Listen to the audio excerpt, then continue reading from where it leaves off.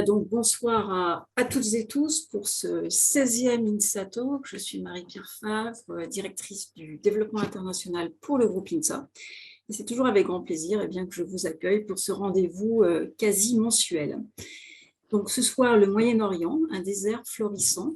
On a effectivement entamé une petite collection, je dirais, avec une approche géographique. Nous avions fait le Canada il y a quelques semaines. Et le Moyen-Orient, c'est une destination qui reste aussi attractive pour nos diplômés. Plusieurs centaines sont présents dans cette région du monde, même si on a peu d'échanges académiques, je dirais. Mais en tous les cas, c'est une région qui est très intéressante aussi pour nos diplômés. Alors, vous connaissez, je pense, les règles. Les questions se posent via le chat, donc n'hésitez pas. Et ce soir, derrière le chat, nous avons Matt Pellan, qui est diplômé Lyon 86, département informatique. Matt est également président de Global Wave Solutions. Il est basé à Dubaï. Il est aussi ambassadeur de la région des Émirats pour le réseau Alumni. Et donc, Matt est particulièrement bien placé pour ensuite co-animer la partie questions-réponses qui suivra les interventions de nos invités. Donc, Matt, merci beaucoup. Merci pour ta fidélité parce que tu as déjà participé à un INSA Talk il y a peu. Donc, merci encore d'être avec nous ce soir. Alors, comme chaque fois, nous avons un invité institutionnel et ce soir, j'ai plaisir à vous présenter Julien Pellet, directeur de la formation ingénieur pour INSA Hauts-de-France, et Julien participe également à la commission formation du groupe INSA. Julien, c'est à toi. Merci beaucoup Marie-Pierre. Donc, merci de m'avoir invité aussi à participer à faire ce discours introductif pour ce talk sur le Moyen-Orient. Donc, c'est une première pour moi. L'INSA Hauts-de-France est relativement jeune et dans le groupe. Et donc, c'est évidemment avec un grand plaisir que j'y participe. Je commencerai peut-être ces quelques minutes par quelques généralités, mais je pense qu'il est toujours bon de rappeler l'essentiel, surtout lorsqu'il est important. Un bon ingénieur, c'est une personne certes compétente dans un domaine d'expertise, mais qui a aussi de larges connaissances et une grande ouverture d'esprit. Et un ingénieur n'innove pas pour lui uniquement, mais pour la société, pour le monde. Et il n'innove pas non plus tout seul, il est avec des collaborateurs, des équipes, et donc, quelque part, il innove pour le monde, mais aussi avec le monde. Et pour cela, il doit le comprendre, il doit savoir s'y adapter, que ce soit au travers du fruit de son travail, mais aussi dans les façons de le mener. Et c'est pourquoi, du coup, l'international, c'est vrai, est une valeur, c'est quelque chose de très important dans le groupe INSA. Et donc, pour le périmètre qui me concerne plus précisément, c'est-à-dire la formation, comme tu viens de le rappeler, c'est un sujet que nous abordons régulièrement dans les réunions des directeurs de formation, auxquelles j'ai évidemment le plaisir de participer. Et les réflexions que nous pouvons avoir ou partager le sont aussi à la lumière des projets dont tu viens nous parler régulièrement. Donc, c'est important, tout d'abord, l'international, puisque c'est un des piliers de la formation dans les écoles du groupe, plus largement dans les écoles d'ingénieurs, afin de développer notamment les compétences interculturelles de nos diplômés. Alors, ça signifie qu'il faut mettre en place les moyens de développer leur capacité à adopter un comportement qui est d'abord respectueux des autres, à faire preuve de compréhension pour des cultures différentes, à l'aide d'une communication qui peut être ou bien verbale, mais aussi à l'aide d'une communication non verbale. Et du coup, cette communication doit être adaptée. Alors, c'est aussi la capacité, du coup, à forger sa propre identité, à la fois singulière, mais aussi multiple, et à dépasser ses peurs, ses préjugés, et enfin à reconnaître l'altérité, faire preuve d'ouverture, d'accueil, d'acceptation et finalement d'inclusion. Et donc, le déploiement des alliances européennes comme ECIU, par exemple, est un bon exemple de collaboration européenne, mais qui permettra d'asseoir du coup nos formations par rapport à ces aspects internationaux. Et puis, une formation de qualité doit aussi être adossée et en lien fort avec le développement d'actions de recherche tout aussi qualitatives et des actions d'envergure. Donc, l'international, c'est également un atout pour ce volet recherche, qui permet de mutualiser des efforts de recherche en lien avec, évidemment, des enjeux mondiaux. Ça permet de mutualiser des connaissances, parfois des infrastructures de recherche aussi, et d'obtenir des financements plus conséquents, mais aussi, ça va permettre de confronter des points de vue et rien de plus enrichissant que des débats finalement avec des personnes, des chercheurs qui ont des cultures, des connaissances et des approches différentes d'une même situation. Donc, ce sont ces deux aspects que, évidemment, dans lesquels nous essayons de travailler avec nos équipes dans chaque école du groupe. Et puis, un groupe, c'est aussi la force du réseau, donc constitué par les anciens pour les futurs anciens, finalement. Et au Moyen-Orient, donc tu l'as rappelé, le réseau connu, les chiffres que tu m'as donnés sont exacts, ce sont 212 ingénieurs INSA recensés et probablement autant, donc voire peut-être plus, qui sont non recensés. Donc c'est une réelle force de frappe aussi et un atout pour les futurs diplômés. Sachez que finalement, peu importe l'endroit où vous allez dans le monde, vous aurez certainement un ingénieur INSA à proximité. Et je vais conclure comme ça par la magie du numérique. À travers ces INSA Talks, finalement, c'est un peu l'inverse qui se produit, puisque nous arrivons à réunir des anciens au même endroit, alors que ceux qui écoutent sont dans des endroits très différents. Voilà. Et donc, merci encore de m'avoir invité. Et puis, maintenant, je vais passer la parole. Je te repasse la parole probablement, Marie-Pierre. Voilà. Merci et bonne conférence. Ouais, Julien, merci beaucoup. Je crois qu'il était essentiel et tu l'as parfaitement fait, rappeler aussi cette valeur d'ouverture qui est vraiment intégrée au modèle INSA. Et puis, ces quelques données pour, là encore, montrer finalement notre mission qui est de donner le plus de perspectives et d'opportunités possibles à nos élèves, bien sûr, futurs diplômés, et puis aussi aux diplômés eux-mêmes. Alors, ce concept des INSATO qui a démarré il y a 18 mois maintenant, et donc avec pas mal de succès, grâce justement à l'intervention toujours de qualité d'invités et de diplômés. C'est donc un rendez-vous quasi mensuel entre les élèves ingénieurs, les diplômés INSA, la communauté INSA, dans toute, je dirais, sa complétude.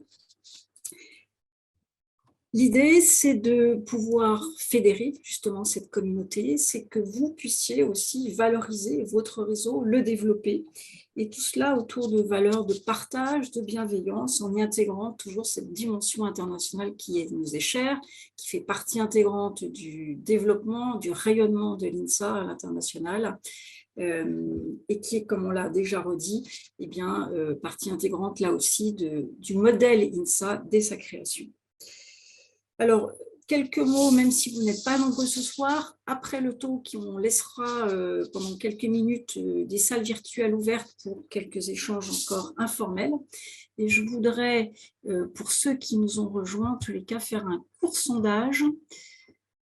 Voilà, je vous laisserai remplir rapidement, ça devrait être simplement pour savoir un petit peu qui nous avons dans l'audience ce soir. Donc, je vous laisse à vos claviers pour tous ceux qui ont accès au sondage. Ok, majoritairement des étudiants. D'accord, qui représentent quand même... on a une bonne diversité d'INSA représentées. Par contre, les étudiants sont tous basés en France. Ok, très bien. Voilà, c'était un petit peu pour vous donner cette tendance. Alors ce soir, donc le Moyen-Orient, 4 invités d'exception, 4 témoignages de diplômés INSA. Nous allons commencer par Anne Levanier, qui est diplômée INSA Rennes, département informatique 2013. Matt, tu pourras passer la prochaine diapo. Anne est software engineer chez Amadeus IT Group à Dubaï, donc aux Émirats. Nous poursuivrons ensuite avec Jean-François Mengual, diplômé INSA Toulouse en génie physique, promotion 86. Jean-François est Geosciences Technical Advisor chez Aramco, à Dharan, en Arabie Saoudite. Enfin, Salma, diplômée INSA Toulouse, maths 2015, qui occupe la fonction de Cloud Solution Architect chez Microsoft. Salma est basée à Doha, au Qatar. Et nous terminerons par Anas Gabi, diplômée INSA Rennes, génie mécanique et automatique 2013, Steam Solution Manager chez Emerson Automation Solutions. Et Anas est basée également à Dubaï. Donc tout de suite, c'est Anne que nous allons écouter. Bonsoir. Bonsoir à tous. Donc oui, comme, Marie-Pierre vient de le dire, donc moi j'ai fait l'INSA Rennes, donc promotion 2013. Donc je vais aujourd'hui vous raconter un petit peu, mon expérience professionnelle et personnelle et ce qui fait qu'aujourd'hui je suis expatriée à Dubaï, aux Émirats arabes unis. Donc je suis rentrée à l'INSA, de Rennes en 2008, après, mon cycle préparatoire, je me suis spécialisée,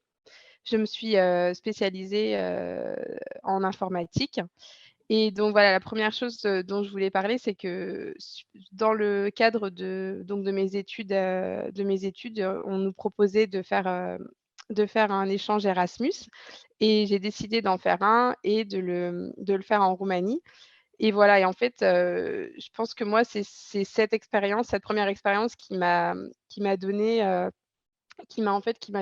goût à vivre à l'étranger. Ce que j'ai beaucoup aimé, c'est la mixité culturelle que l'on pouvait avoir, lors de cet échange et le melting pot qui était super enrichissant, notamment pour l'ouverture d'esprit ou des choses qui ont été mentionnées, plus tôt. Donc voilà, c'est juste que pour moi, je pense que c'est ça qui a commencé à planter la graine, qui a germé plus tard pour me dire que voilà, plus tard, j'aimerais bien dans ma carrière, si j'ai l'occasion, m'expatrier. Donc après cet échange, donc j'ai été diplômée en 2013. Ensuite, j'ai eu ma première expérience, donc j'ai fait mon PFE à Atos, France et j'ai eu ma première expérience, là-bas, mais qui a été assez courte. Je suis restée 1 an et demi parce que, dès, début 2015, en fait, je suis partie à Dubaï. Donc comme pour, toute étape dans notre vie, il y a toujours un élément déclencheur. Donc pour moi, pour le cas, ça n'a pas été, un choix de carrière ou quelque chose comme ça. C'est parce que mon petit copain de l'époque, s'est fait, muter aux Émirats arabes unis et donc France, Émirats arabes unis, c'était pas la porte à côté et j'ai décidé de le suivre. Donc de ce côté-là, c'était plutôt pas mal parce qu'aujourd'hui, voilà, c'est devenu mon mari et le papa de ma petite fille, donc je me suis pas trop loupée. Mais par contre, ce que j'imaginais pas, c'est qu'en partant à Dubaï sans avoir de travail au préalable, moi je pensais, que ce serait assez simple en étant jeune diplômée, informatique parce que le secteur était hyper porteur, notamment en France, ça a été très simple de trouver du travail. Mais en fait, quand je suis arrivée, à Dubaï, j'étais trop junior pour les j'avais pas l'expérience requise pour, les jobs le travail, les propositions d'emploi qui étaient, offertes et aussi en fait, tout se fait en anglais ici et même si mon anglais était plus ou moins correct, suite aux échanges en Erasmus, en fait, c'était pas un anglais qui était complètement bilingue dans le milieu du travail donc ça aussi, c'était quelque chose qui m'a pénalisée. Donc voilà, c'était juste pour, mentionner que peut-être, bon, je vais pas dire que de partir sans bagage ou quoi, c'est une mauvaise idée puisqu'en l'occurrence, je l'ai fait et j'y suis restée donc c'est très bien aussi si on veut le vouloir, mais si on aime bien être stable ou des choses comme ça, je pense que c'est bien aussi de venir via un transfert ou de venir avec déjà un travail, avant parce que ça permet aussi, c'est en fait, aux Émirats arabes unis, tout est lié au travail, le visa, l'assurance et tout ça et donc soit c'est vous qui avez le travail ou votre conjoint, mais si vous n'avez pas ça, vous vous retrouvez en fait sans assurance ou sans visa légal, donc ça peut éventuellement, être un inconvénient. Et donc finalement je crois 9 mois, j'ai eu ma première expérience donc dans une start-up qui s'appelle Dubistock et c'était pas vraiment le travail que je voulais faire, c'est-à-dire que c'était du front-end alors que moi je voulais plutôt faire du back-end. Et c'était, en termes de salaire, c'était très bas et en plus l'entreprise était un peu dodgy, genre j'ai pas eu de visa ou quoi. Mais finalement, j'ai bien fait de prendre la première expérience qui venait parce que dès qu'on a une première expérience, en fait, les recruteurs sont beaucoup plus ouverts et ça a été très simple après de trouver un autre, poste. 6 mois après à peine, je me suis fait contacter par Amadeus et je suis rentrée chez Amadeus, voilà, qui est une grande entreprise internationale et je suis chez eux depuis et c'est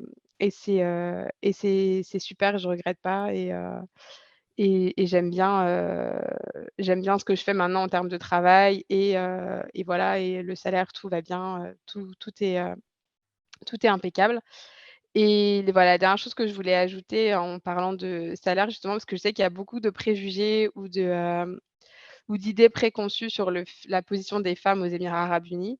Donc déjà oui, sur le fait qu'il y a même beaucoup de personnes qui des fois me demandent: «Est-ce que vous pouvez conduire des voitures?» Enfin, il y a beaucoup d'amalgames qui sont faits en fait dans les différents pays du Moyen-Orient.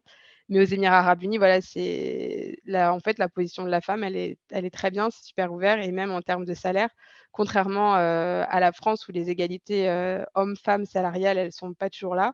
Ici, les gens sont assez transparents sur leur salaire ou des choses, enfin, ils en parlent assez librement et en fait, je sais que, en termes d'égalité salariale homme-femme, elle est là et je gagne autant que mes homologues, masculins. Voilà. Après, je dirais pas que l'égalité salariale, elle est là parce que ça dépend de plein d'autres paramètres, notamment la nationalité ou des choses comme ça, mais en tout cas, en termes de homme-femme, elle est là et c'est pas du tout un handicap. Au contraire, d'être une femme. Même après mon congé maternité, ils m'ont mis à un poste avec plus de responsabilités et voilà et c'est quelque chose qui, en fait, c'est très agréable de travailler dans ce milieu-là et je pense que ça va conclure mon tour. Merci beaucoup, Anne. Alors, tu montres déjà l'impact des échanges universitaires hein, qui peuvent Oui. avoir justement, qui peuvent être déterminants après dans les parcours.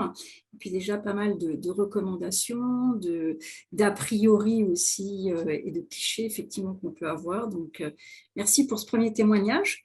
Je vous emmène maintenant à Dharan, en Arabie Saoudite, pour rejoindre Jean-François. Oui, bonsoir. Bonsoir à toutes, bonsoir à tous. Je vais essayer le slide est un peu c'est pesant, je vais essayer de le résumer un petit peu, de le rendre surtout plus attrayant. Je suis donc initié à Toulouse 1986, donc je vais passer un petit peu rapidement sur mon expérience. J'ai effectivement aussi, je ne l'ai pas mis non plus, parce que j'ai vraiment plus la place de mettre tous les pays où j'étais. Mais moi aussi, en 4e année, j'ai fait un stage au Canada avec l'Université du Québec, donc c'est même pas écrit. Ça serait donc en 1985. Et donc, j'ai reçu mon diplôme avec un master ou deux en physique des solides en 86. Pour commencer en 1987 en Argentine à travailler avec Schlumberger. Moi, je voulais depuis le début travailler à l'étranger, donc c'était mon but. J'avais depuis le début l'intention de quitter la France. C'est pour ça qu'il y a presque 6 mois entre mon début, mon diplôme et mon premier travail. C'est qu'en 1986, c'était une mauvaise année, disons, pour l'industrie pétrolière. J'avais commencé un doctorat. J'ai commencé un PhD à Montpellier que je n'ai pas terminé à peine j'ai eu ma première offre d'emploi avec Schlumberger. Donc, départ pour l'Argentine 87. Puis voilà, tout a commencé. Après, transfert mer du Nord 89. En 89-90, changement de compagnie de Schlumberger à CGG, Compagnie Générale de Géophysique, compagnie française. Donc, en faisant un petit peu de sismique en Italie.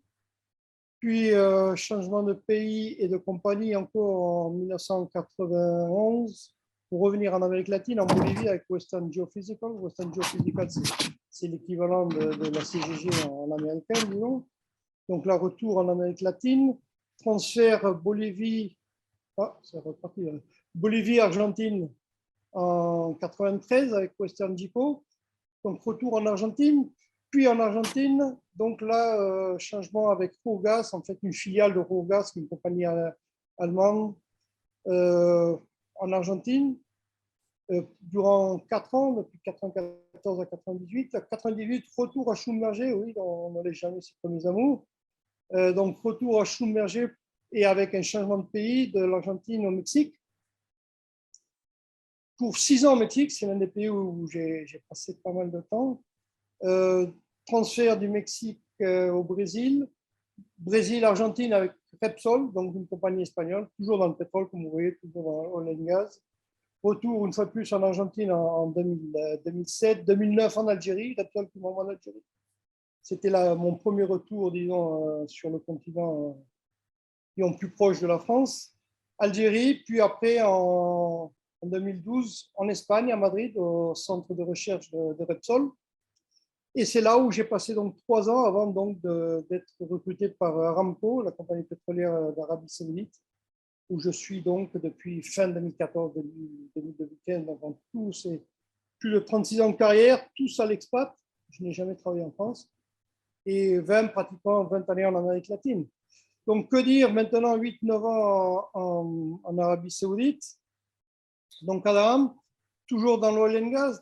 L'Arabie Saoudite, je vais donner quelques chiffres, c'est 35 millions d'habitants. Donc, c'est une population assez conséquente si nous les comparons avec les autres pays du Moyen-Orient.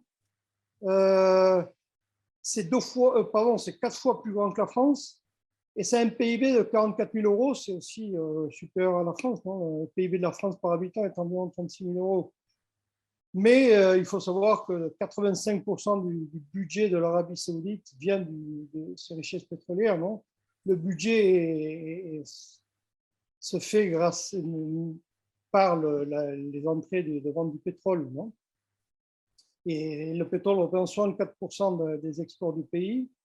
Mais il y a un plan, c'est pour ça que j'ai mis mon slide de la vision 2030, la vision 2030 qu'a le nouveau roi et le gouvernement, c'est donc de diversifier. Donc diversifier, c'est quoi? Si bien en ce moment, 65% des exports sont dus au pétrole, ils veulent arriver à 50%, 50%. Donc ça va ouvrir de nouveaux marchés, de nouvelles possibilités dans les prochaines années. C'est là où je pense qu'il faut se focaliser. Chose que je ne savais pas, l'Arabie Saoudite accueille quand même 20 millions de touristes, c'est estimé pour cette année. Alors 20 millions de touristes, entre parenthèses, c'est pratiquement du tourisme religieux qui se déplace à la Mecque ou à Médine, car il y a à peine 2 ans, il n'y avait même pas de visa de touriste pour l'Arabie Saoudite. C'est-à-dire qu'il était totalement interdit d'entrer sans visa de travail ou sans visa de business en Arabie Saoudite. Maintenant, effectivement, il y a des visas de tourisme. Et ils visent vraiment sur le tourisme. Donc, il y a beaucoup de développements qui se font sur le niveau de tourisme et les nouvelles énergies. Avec, donc, je vous ai mis un site, la neom.com, ou Vision. Vous pouvez chercher aussi, googler Vision 2030 et vous allez voir le focus du gouvernement qui essaie de diversifier dans la finance, dans les énergies renouvelables et dans les nouvelles technologies. Donc, vous pourrez toujours vous référer à ce slide et essayer de voir un petit peu tous les nouveaux domaines. Donc, effectivement, en ce moment, c'est l'oil and gas, mais ils essayent de s'ouvrir totalement au monde. Voilà, j'espère que ça sera un petit résumé. Oui, merci beaucoup Jean-François. Donc, un parcours là aussi très international, intercontinental. Et ce qui est intéressant, comme on disait dans la préparation de cette INSATOC, c'est que l'Arabie Saoudite, finalement, est aussi un cas particulier dans cette zone Moyen-Orient, avec, comme tu viens de le dire, eh bien, de belles perspectives aussi, de belles ouvertures pour nos élèves ingénieurs ou pour les diplômés INSA. Alors, sans plus tarder, maintenant, cap vers Doha, au Qatar, et c'est Salma que nous écoutons. Merci. Alors, bonjour à tous. Moi, je suis Salma Oumimi. J'ai fait mon cursus de INSA ingénieur à l'INSA Toulouse de 2012 à 2015 en tant que génie mathématique et modélisation. Enfin, je ne sais pas si c'est comme ça que c'est toujours le cas ou ça a changé de nom. Donc, je suis diplômée de l'INSA 2015. Suite à mon diplôme, j'ai été embauchée par une start-up /PME à Toulouse, donc je n'ai pas du tout changé de ville, j'ai décidé de rester là-bas. Et c'est une parapharmacie en ligne, donc on appelle ça santé discount. Et l'idée, c'est vraiment de vendre des produits parapharmaceutiques en ligne. Donc j'étais responsable du pôle data science et statistiques pendant à peu près 9 mois à 1 an.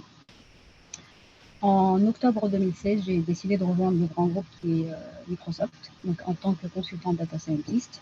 Et là, j'ai été en charge d'aller chez les clients, implémenter des solutions de data science. Donc, ça variait vraiment en fonction de l'industrie, ça variait en fonction aussi du client. Mais c'était soit c'était prouver le concept que l'IA et le machine learning pouvaient s'adapter à leurs données, ou industrialiser. Donc quand le client, ou si le client était assez mature, c'était vraiment aller et faire de l'industrialisation, les mettre dans l'environnement client. Alors je ne sais pas si l'audience est data scientist ou qui a un background technique, donc je vous dis juste ce que j'ai fait et puis je serai prête à prendre des questions après plus tard.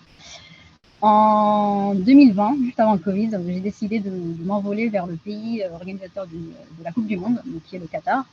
Et là, j'ai complètement changé de domaine. Enfin, domaine, c'est toujours le data and AI, mais de boulot. Je ne suis plus du tout data scientist, je le couvre, mais j'ai pris vraiment la globalité de Data & AI. Et pour le coup, là, je suis responsable de former nos partenaires et donc de les faire monter en compétences dans tout ce qui est produit Data & AI chez Microsoft. Donc, mon job actuellement, c'est vraiment de les accompagner, de les aider et de faire en sorte que leur projet est mené à bien et qu'ils arrivent et réussissent à déployer nos solutions chez leurs clients. Donc là, par exemple, je gère quelque chose qui est lié aussi à FIFA et à la Coupe du Monde avec un de mes partenaires. Donc ça reste très excitant et aussi très intéressant d'un point de vue implémentation et d'un point de vue aussi suivi du partenaire. Ça, c'est en ce qui concerne professionnellement. Maintenant, j'aimerais répondre à la question que peut-être certains d'entre vous poseraient, c'est pourquoi le Qatar et pourquoi ce job-là en tant que femme dans le Moyen-Orient. Donc moi, je dirais à peu près comme toute l'audience, c'est ce qui a vraiment déclenché ça, c'était mon semestre à l'étranger. Donc j'ai eu la possibilité, la chance avec l'INSEE Toulouse de partir au Mexique pour 6 mois. Et suite à cet échange-là, j'ai fait mon stage au Chili. Je suis restée à peu près 9 mois en Amérique latine. Et ça a vraiment ouvert cet aspect en moi de vouloir découvrir, de vouloir vraiment connaître les gens, la culture, etc. Donc, après mon premier emploi, vous aurez remarqué que j'ai passé juste uniquement 9 mois, 1 an. C'est vraiment pas parce que l'environnement n'était pas bien ou qu'on m'a mis à la porte, loin de là.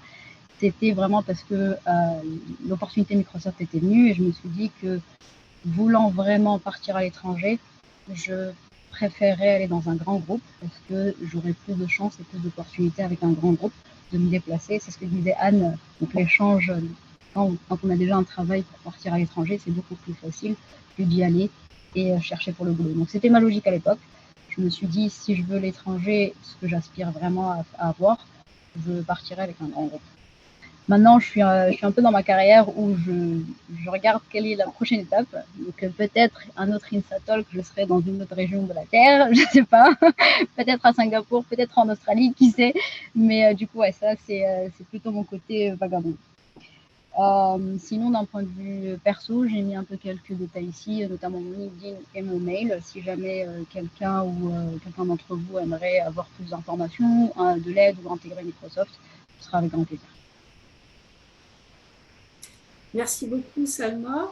Alors, on le voit bien, hein, donc ces échanges académiques, et du coup, je fais un petit clin d'œil à mes collègues des directions des relations internationales, parce que c'est vrai qu'on passe beaucoup d'énergie et on s'attache justement à développer des opportunités d'études à l'étranger pour les élèves ingénieurs, et je pense qu'on a vraiment raison de le faire. Voilà. Alors, autant de diplômés que de parcours, hein, là encore, quelque chose d'intéressant. Alors, Salma, je retiens aussi ta disponibilité pour de prochains INSATOX, c'est noté, en fonction de là où tu te trouveras. Alors, nous avions commencé avec Anne à Dubaï, retour à Dubaï avec Anas. Bonsoir tout le monde. Donc, du coup, pour ma part, moi, c'est comme Anne, je suis diplômé donc INSAREN promo 2013. Mais non, du coup, moi, de mon côté, donc, j'ai fait le département génie mécanique et automatique, donc plutôt la partie mécanique. Donc, aussi, une dernière année donc de cycle ingénieur, donc j'ai fait un échange au Canada, donc à l'École technologique supérieure de Montréal, donc l'ETS. Et en fait, cet échange, il a été vraiment intéressant, sachant que j'ai pu choisir aussi les modules. Et principalement, à l'époque, donc, je m'étais concentré sur les modules sur la partie aéronautique. Donc, ça explique le fait que juste après, j'ai réussi à avoir un PFE chez Airbus sur la partie aéronautique à Toulouse. Et donc, du coup, on va dire, le but, c'était vraiment de continuer dans le domaine de l'aéronautique, voilà, pour gagner de l'expérience et avancer dans ce domaine. Finalement, le destin a fait autrement. Donc, finalement, je me suis retrouvé dans le domaine de l'énergie, donc du oil and gas. Donc, en 2015, donc, j'ai commencé dans une petite société donc, qui s'appelle Sattel Industrie, qui est juste à côté de Rennes, dans la ville de Bru. Et donc, du coup, j'ai travaillé avec eux environ 1 an. Et à partir donc fin 2015, donc peut-être pour les personnes qui se rappellent, donc il y a eu le gros crash pétrolier et donc du coup le baril s'est effondré et énormément de licenciements économiques ont commencé. Et à partir de ce moment-là, donc moi le choix ça a été de rebondir donc dans le Moyen-Orient, sachant que le but Au tout début, c'était de partir au Moyen-Orient donc avec cette société, donc Salter Industries.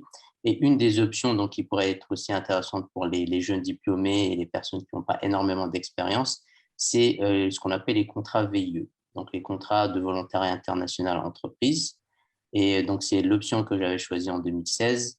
Et donc, du coup, j'étais parti en mission VIE avec la société Parker, donc Parker Hannifin, donc une société spécialisée dans l'industrie, plutôt dans l'instrumentation industrielle.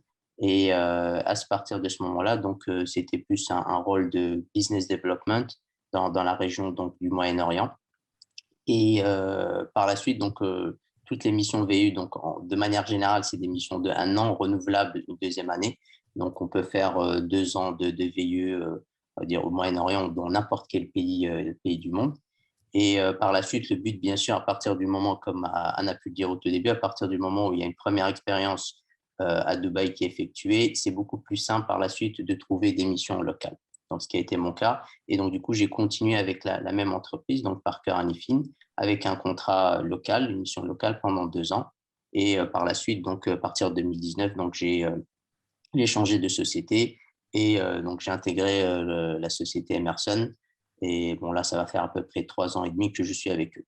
Donc, par rapport, on va dire, pour se focaliser juste sur les Émirats, bien sûr, il y en a plusieurs, Dubaï, Abu Dhabi, Ajman, etc.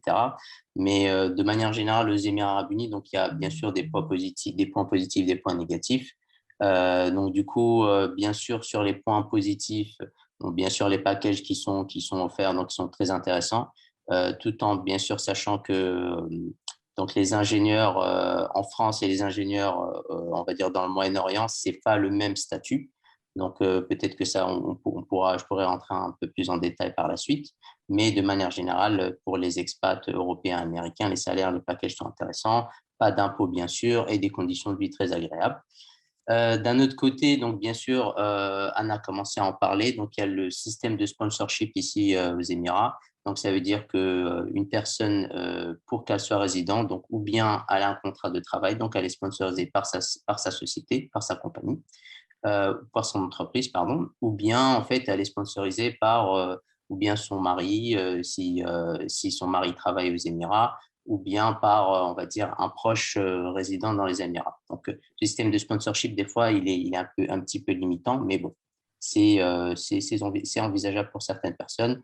Donc, du coup, pas de chômage, pas de retraite, ça veut dire une personne qui est licenciée, bah, du coup, automatiquement, elle a 1 mois pour quitter le territoire ou trouver un autre emploi. Donc, il faut être bien sûr au courant de ces petits points négatifs qu'il peut y avoir. Et finalement, bien sûr, il y a énormément de compétition, spécialement, on va dire, des pays asiatiques, avec des personnes qui sont très qualifiées aussi et qui coûtent beaucoup moins cher.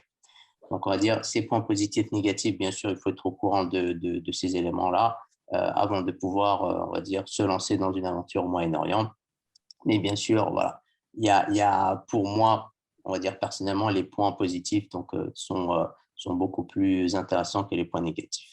Un autre point, donc juste pour terminer rapidement, donc par rapport, on va dire, aux atouts que vous pouvez avoir dans la région. Donc, la partie multiculturelle elle est très intéressante. Donc, vous allez pouvoir travailler avec des gens de toute nationalité, indiens, philippins, américains, britanniques, etc., etc. Donc, vraiment, c'est un melting pot énorme dans la région.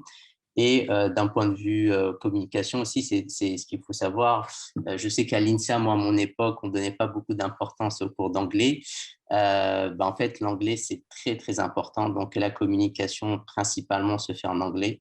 Donc, si vous êtes encore étudiant, donnez beaucoup d'importance au cours d'anglais parce que ça va vous servir par la suite.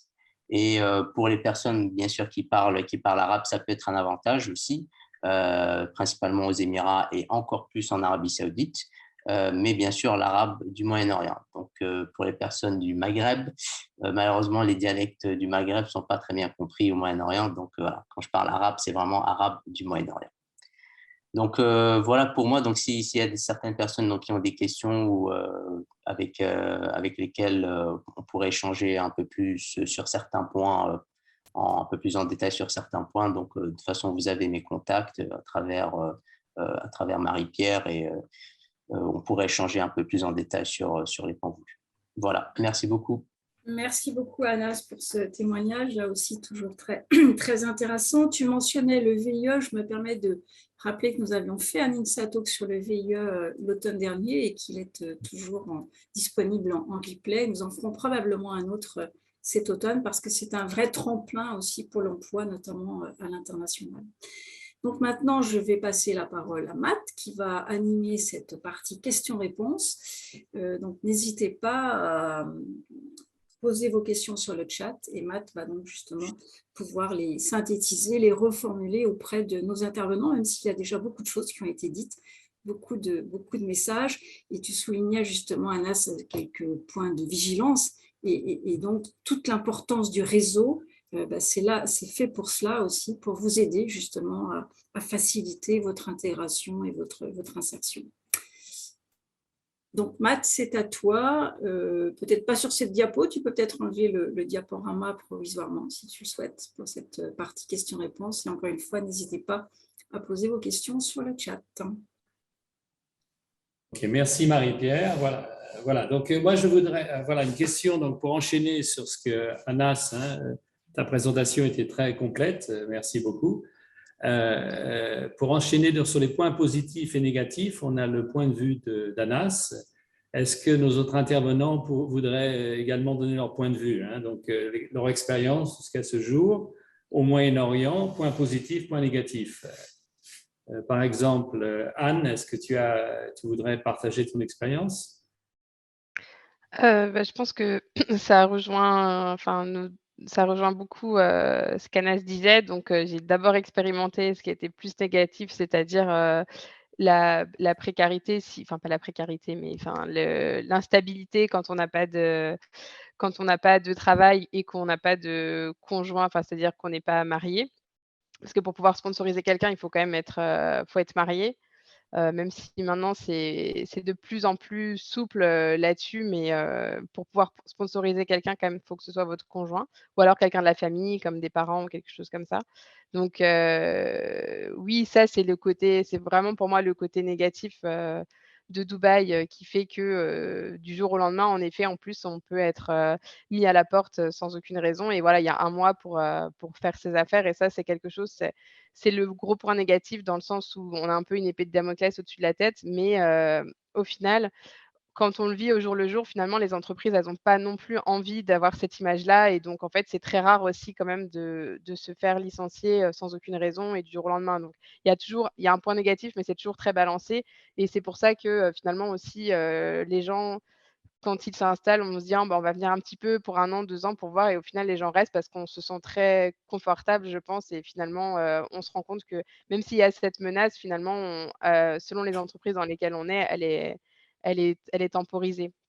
Donc je dirais oui, c'est ça ce gros point négatif, mais qui est si on est dans une bonne entreprise, qui est vraiment contrebalancé. La même chose, le fait qu'il y ait pas de sécurité sociale ou que les écoles soient payantes ou des choses comme ça, mais si votre entreprise vous offre des bonnes conditions, en fait, vous en rendrez pas compte, ça posera aucun souci et ce sera plus des inconvénients et dans les avantages et bah, je pense qu'il les a très, très bien listés aussi, voilà, il y a des salaires qui sont attrayants, mais moi, c'est pas le 1er avantage, c'est sinon ce que tu disais aussi, les conditions de vie qui sont très agréables et c'est très, très enrichissant en fait, de pouvoir travailler avec des gens différents, de pouvoir rencontrer des gens différents, d'avoir des gens qui sont aussi tout le temps de bonne humeur. Je sais pas comment les gens font ça, mais c'est vraiment agréable. Enfin, on a l'impression que tout le temps, tout est simple et les gens sont toujours, vraiment aussi disponibles, pour, rendre service, pour aider, enfin c'est ce côté-là qui est super enrichissant.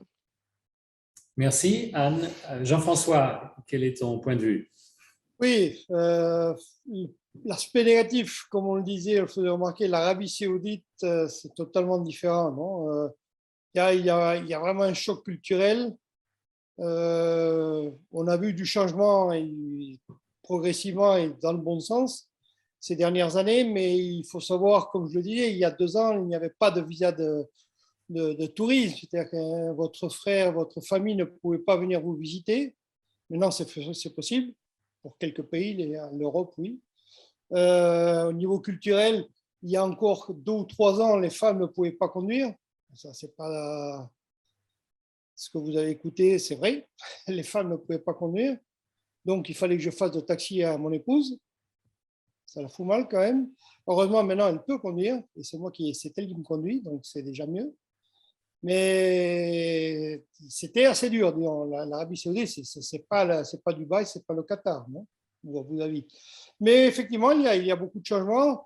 Les points positifs sont effectivement les mêmes.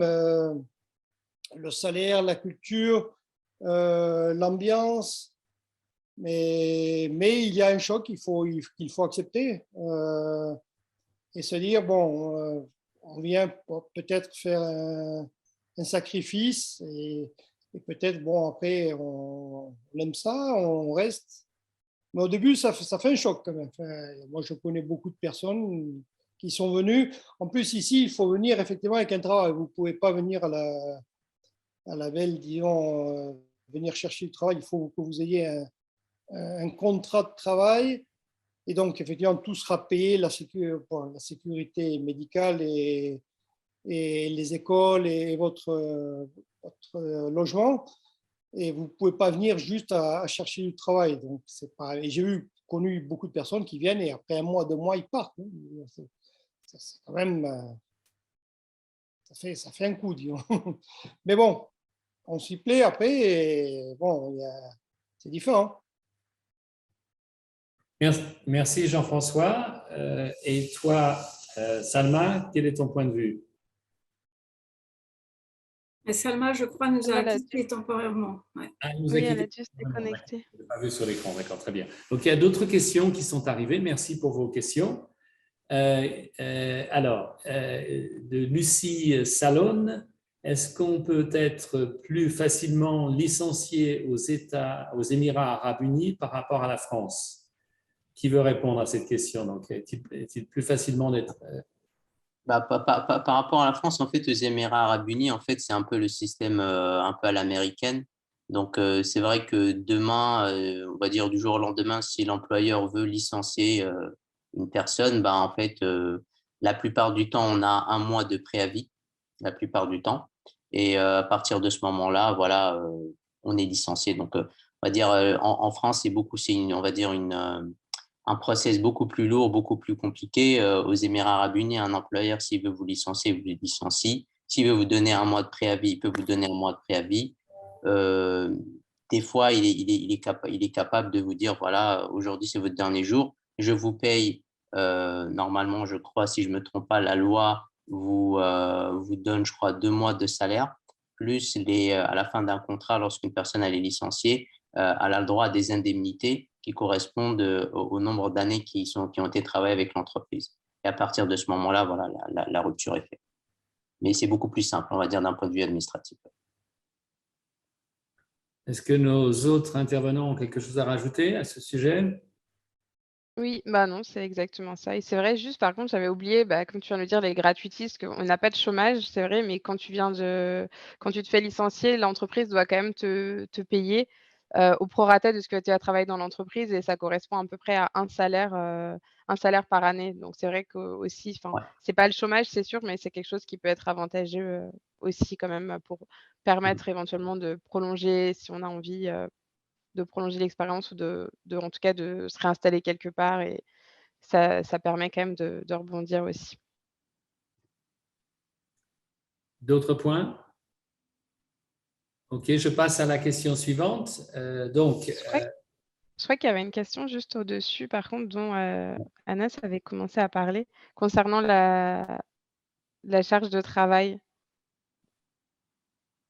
Oui, donc, je crois qu'il y avait une toute première question, je crois, par rapport à la charge de travail. Il y avait aussi une question par rapport au stage. Oui.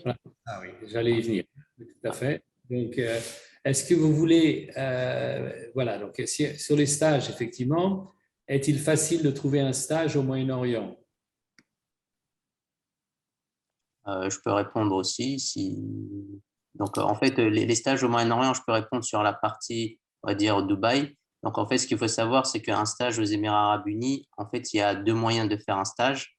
D'un point de vue, on va dire, légal, administratif, c'est d'avoir ou bien, on va dire, un visa travail, parce que le stage, c'est considéré comme un travail, ou bien avoir un visa étudiant aux Émirats arabes unis, ou bien être sponsorisé par ses parents.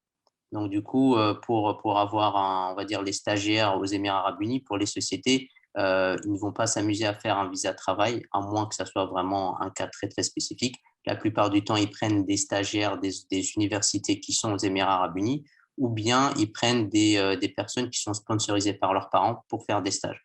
Parce qu'il faut savoir qu'un visa de travail, c'est un coût pour les entreprises. Et donc, la plupart du temps, les entreprises, lorsqu'ils prennent des stagiaires, ils préfèrent, on va dire, aller dans la facilité et prendre ou bien des étudiants qui ont encore un visa étudiant aux Émirats, ou bien des personnes qui sont sponsorisées par leurs parents. Donc, c'est un petit peu compliqué de faire un stage en France d'étranger. Oui, et pour se focaliser encore plus, l'Arabie Saoudite, c'est totalement impossible. Et au niveau, ce que je voudrais aussi préciser, au niveau même expérience, ici en Arabie Saoudite, ils demandent vraiment 5-7 ans d'expérience, c'est-à-dire sans expérience laborale, sans expérience professionnelle, excusez-moi, mon espagnol ressort un peu, sans expérience professionnelle, il est impossible de venir travailler en Arabie Saoudite et en général, c'est 5-7 ans, même il y a encore dans l'industrie pétrolière, ils demandaient 10-12 ans. Ça descend un petit peu, mais il faut vraiment avoir une expérience. Et effectivement, une expérience, si c'est dans l'international, bon, c'est plus facile, ça pèse. Mais sans expérience, il n'y a aucun moyen de venir en Arabie Saoudite. Il y a une question de Hugo Martino. Donc, pour vous, est-il possible de trouver un travail au Moyen-Orient sans rejoindre un grand groupe? C'est-à-dire oui, je crois, une fois de plus, je crois qu'au Qatar, aux Émirats, on a oublié de mentionner Oman, qui est un très joli pays d'ailleurs, on n'avait personne d'Oman, et on a le Bahreïn. Le Bahreïn, c'est une toute petite île à côté de chez moi, là, à 70 km. Il y a aussi pas mal d'opportunités. Donc, tous ces pays, je pense que c'est facile. Une fois de plus, non, en Arabie, c'est assez difficile. Dans les autres, je pense que c'est possible. Donc, je vais laisser parler mes confrères. Moi, je dirais que c'est possible sans rejoindre un grand groupe, mais c'est quand même la solution la plus facile. Je pense que Oui. c'est quand même d'être transféré via un grand groupe, au moins pour le départ. Parce que sinon, enfin, les plus petites entreprises ici, en général, elles vont chercher les gens qui sont déjà basés à Dubaï, et c'est plus les grands groupes qui vont être friands à vous déplacer, mais autrement, je pense pas trop. Même si, je pense que c'est possible, mais c'est plus compliqué en tout cas. Mais c'est tout à fait possible aussi de venir avec un grand groupe et de changer derrière et les offres,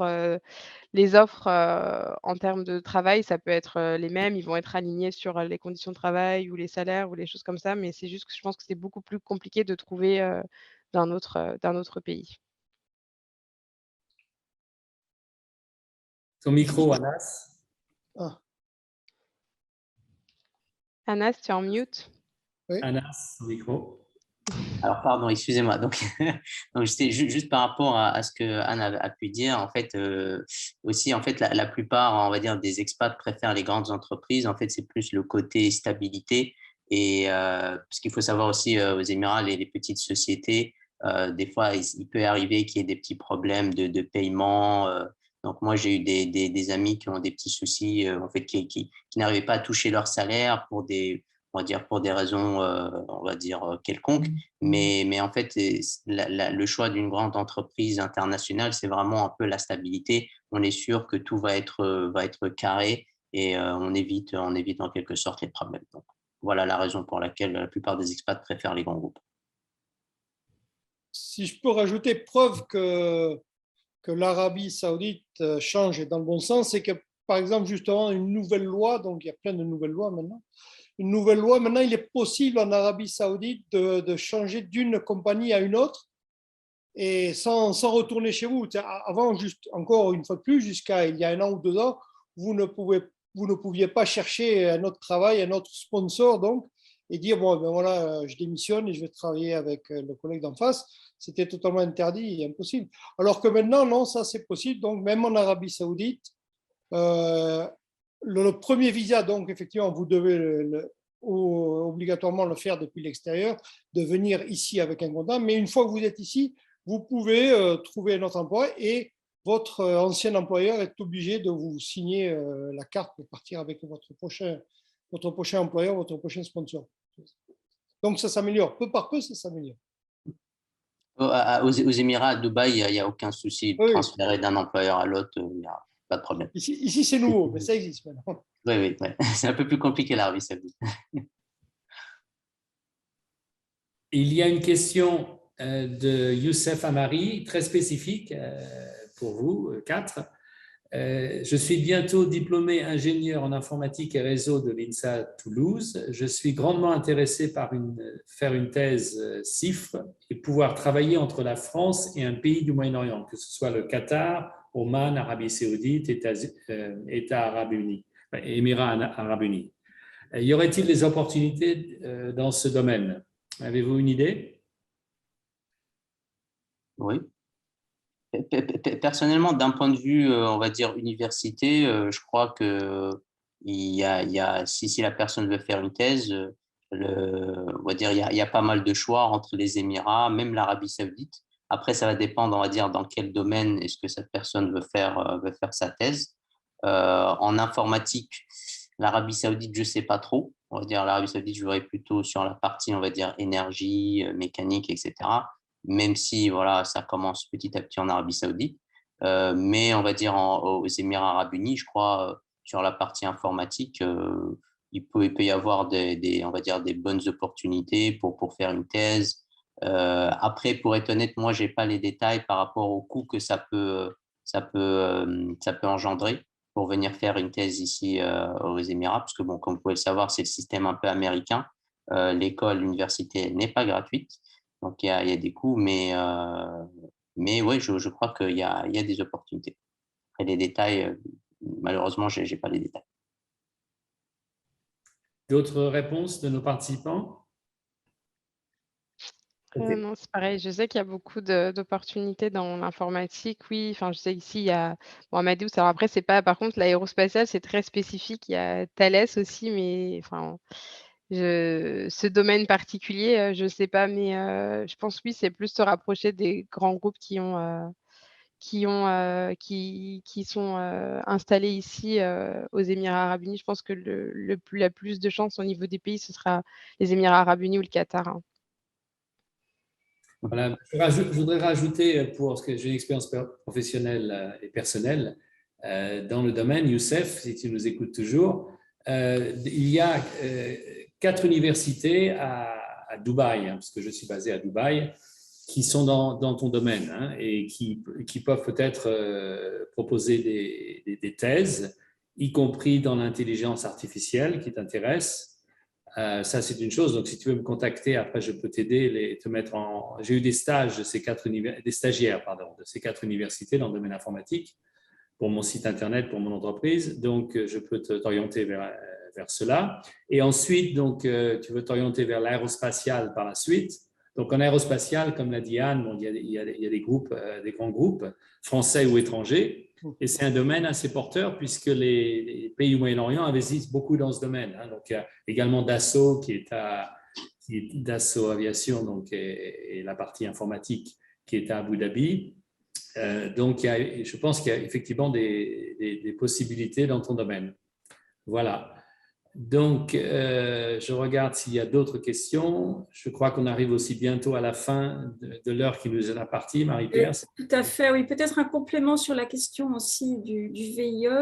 Donc, Youssef, tu pourras regarder justement le replay donc, de l'INSA Talk VIE parce qu'il y a une grosse présentation de Business France qui explique un petit peu aussi, qui donne des informations sur les sites. Mais le site de Business France est une des références, en tous les cas, pour rechercher aussi les offres de VIE. Et puis après, il y a les sites, bien sûr, des entreprises et le réseau des diplômés également, puisque quelquefois, ça se fait comme ça, de manière encore plus personnalisée. En tous les cas, il y a des opportunités. Alors, effectivement, on arrive au terme de notre INSA Talk et je voudrais déjà remercier, bien sûr, l'ensemble des participants. Remercier également l'équipe com du groupe INSA avec Véronique Desruelles notamment et toute son équipe pour la partie graphique, le réseau des alumni avec lesquels nous essayons toujours de collaborer de manière le plus rapprochée possible.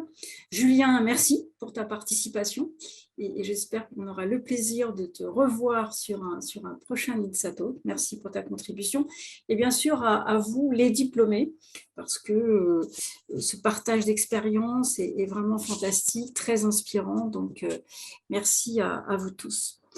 Alors, restez bien sûr connectés. Peut-être que Matt, tu peux, je ne sais pas si nous avions une diapo, en tous les cas, suivez-nous sur le site du groupe INSA, sur LinkedIn, vous y aurez toute l'actu.